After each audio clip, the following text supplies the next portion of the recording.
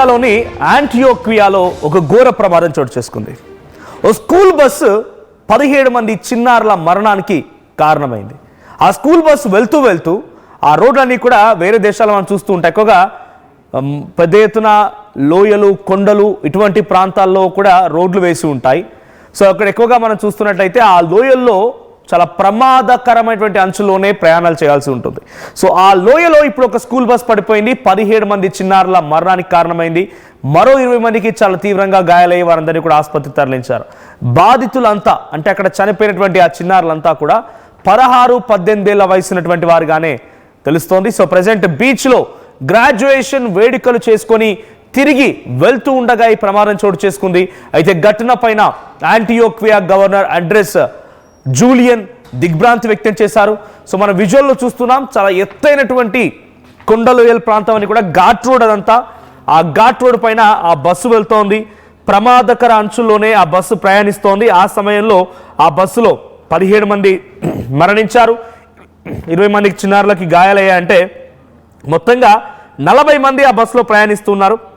So ఈ సంఘటనలో స్పాట్లోనే 17 మంది చిన్నారులు ఆ బస్సు కొండలోయల్లోకి అలా బండరాలపై దొర్లుతూ, చెట్లపై నుంచి దొర్లుతూ పొరలాడుతూ కింద చిట్ట చివరన సుమారుగా కొన్ని 100 మీటర్ల లోతులో ఆ బస్సు కింద పడిపోతే అక్కడికి వెళ్ళేసరికల్లా ప్రాణాలు గాల్లో కలిశాయి.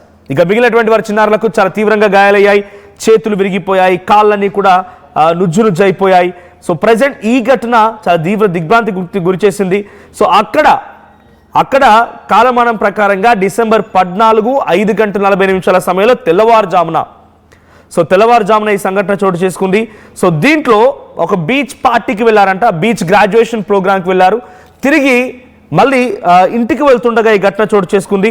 సో రెస్క్యూ ఆపరేషన్స్ కొనసాగాయి. రెస్క్యూ ఆపరేషన్స్లో అక్కడ పెద్ద ఎత్తున విమానాలు చేరుకున్నాయి. రెస్క్యూ ఆపరేషన్స్లో అక్కడ ఉన్నటువంటి NDRF, national disaster response force teams, వివిధ సెక్యూరిటీ ఎమర్జెన్సీ టీమ్స్ కూడా రంగంలోకి దిగాయి.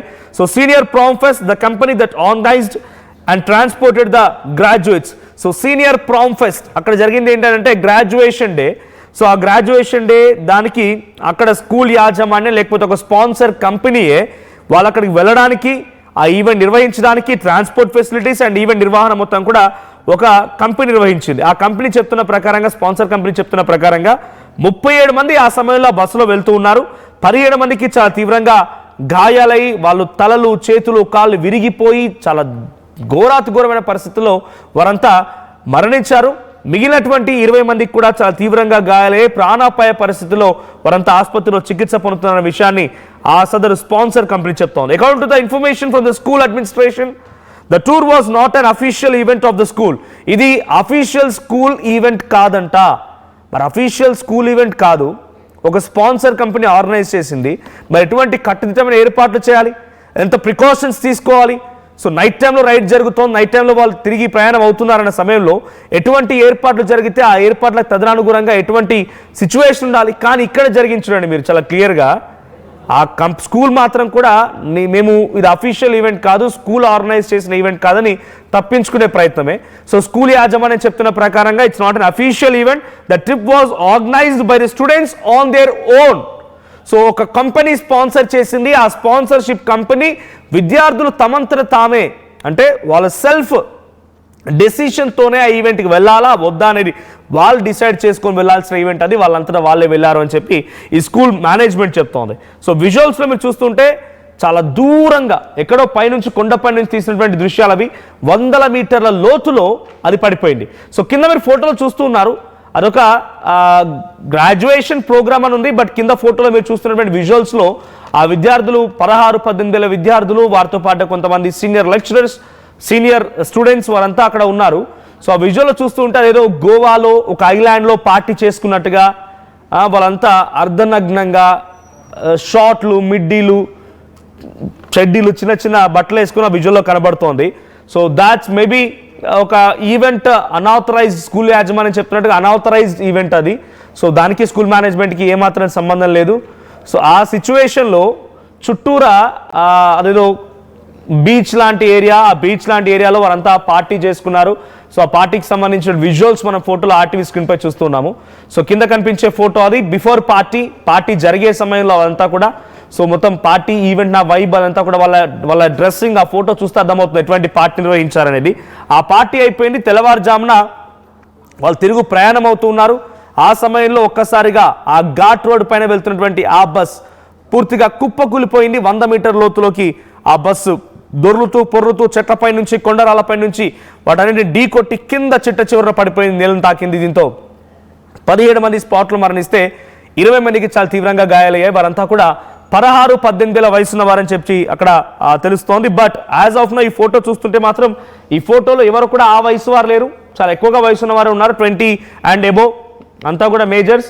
వాళ్ళ సెల్ఫ్ డిసిషన్, వాళ్ళు అటువంటి పార్టీకి వెళ్తున్నారు అన్నప్పుడే వాళ్ళ డిసిషన్ ఏంటో అర్థమైంది. సో స్కూల్ యాజమాన్యం చెప్తున్న ప్రకారంగా it's their own individual decision, ఇది స్కూల్ లేదా కాలేజ్ నిర్వహించినటువంటి పార్టీ కాదు అని చెప్తూ ఉన్నారు.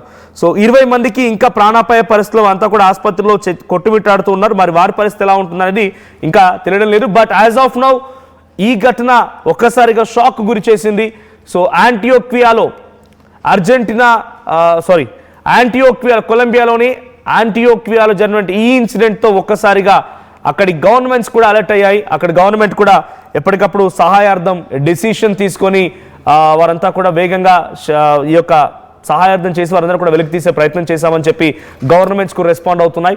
సో ప్రెసెంట్ ఏదేమైనా ఇన్సిడెంట్స్ వాళ్ళ సెల్ఫ్గా జరిగిందని స్కూల్ యాజమాన్యం చెప్తున్న నేపథ్యంలో స్కూల్ మేనేజ్మెంట్కి ఎటువంటి పెద్దగా దీనివల్ల ఎఫెక్ట్ పడే అవకాశం లేదు.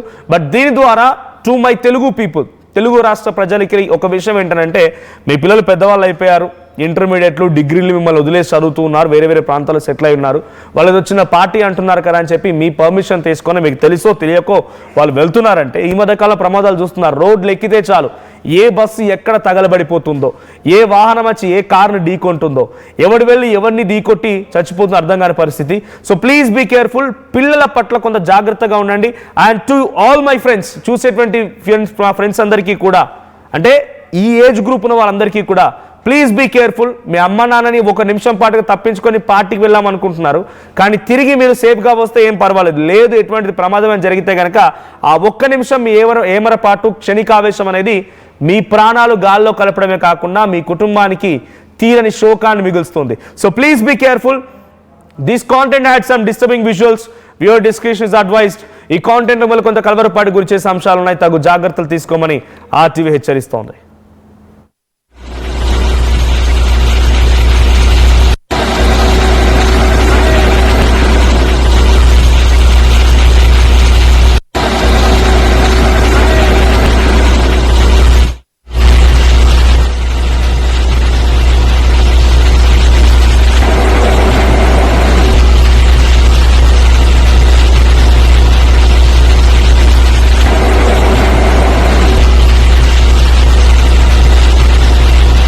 నగల సామ్రాజ్యం పెద్దది, మన వేడుకల్లో నగల పాత్ర పెద్దది.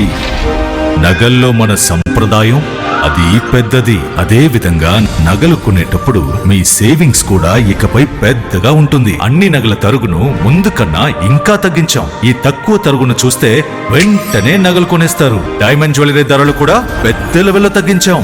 ఇకపై అందరూ డైమండ్ జ్యువెలరీ కొనుక్కోవచ్చు. ఏ ఆఫర్లోనూ పక్కదారి పట్టకండి. ఇక్కడికొచ్చి కంపేర్ చేస్తేనే తెలుస్తుంది మీకు ఎంత పెద్దగా డబ్బులు ఆదా అవుతుందో అని. ఈ తరుగు కన్నా ఎక్కువ ఇస్తే మీరు కష్టపడి